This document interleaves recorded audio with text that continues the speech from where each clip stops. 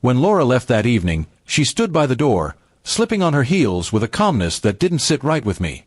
"Don't wait for me, okay?" she said casually, giving me a half-smile before picking up her purse. I nodded, but something about her tone made my chest tighten. She said she was going out with her coworkers for a small get-together, but I already knew Jake, her new colleague, would be there. For weeks, I had noticed little changes.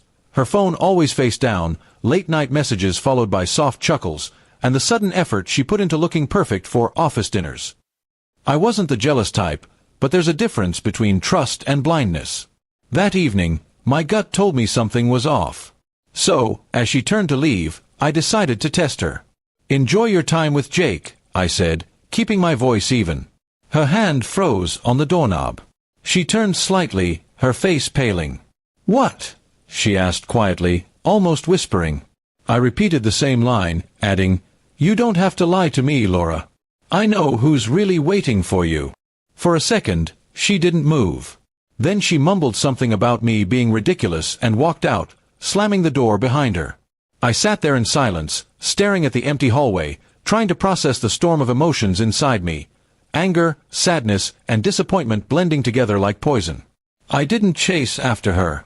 Instead, I grabbed my phone and checked the location app we both used for safety. She had forgotten that I could still see where she went. 10 minutes later, the little dot moved, not toward the restaurant she had mentioned, but to a hotel on the other side of town. My worst fear was suddenly real. I didn't rage. I didn't call her. I just sat there, staring at the map, realizing that my marriage had quietly been slipping away. I started packing a small bag, not because I wanted to leave forever, but because I needed space to think. Every picture on the wall suddenly felt like a lie, every memory poisoned by deceit. After about an hour, I got a text from her, "You still up?" I didn't reply.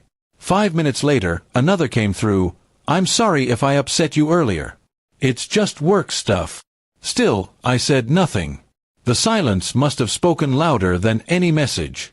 Then came the call. Her voice sounded shaky, no longer calm or confident. "Why did you say that about Jake? What do you know?" she asked.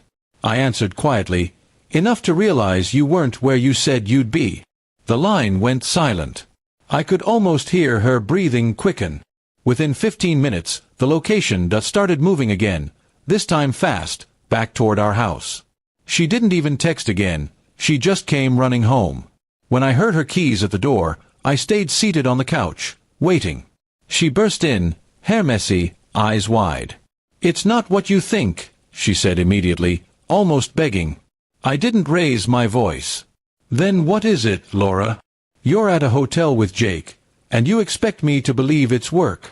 Her lips trembled, and tears gathered in her eyes. "It was stupid," she whispered. "Nothing happened. I just needed attention." For the first time, I realized how far apart we had grown.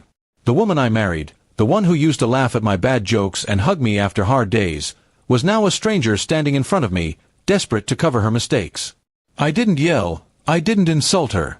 I simply said, "You can't fix what you don't respect." That night, she cried, begged, and tried to explain, but I stayed silent. Sometimes silence is heavier than shouting. She ended up sleeping on the couch, the same couch where I had once proposed to her. The irony was painful. In the following days, she tried to make amends, texting constantly, cooking my favorite meals, acting as if one apology could erase betrayal. But I had already decided. Trust, once broken, doesn't grow back like before. It remains cracked, fragile, and ready to fall apart again. When I finally told her I needed time apart, she didn't fight it.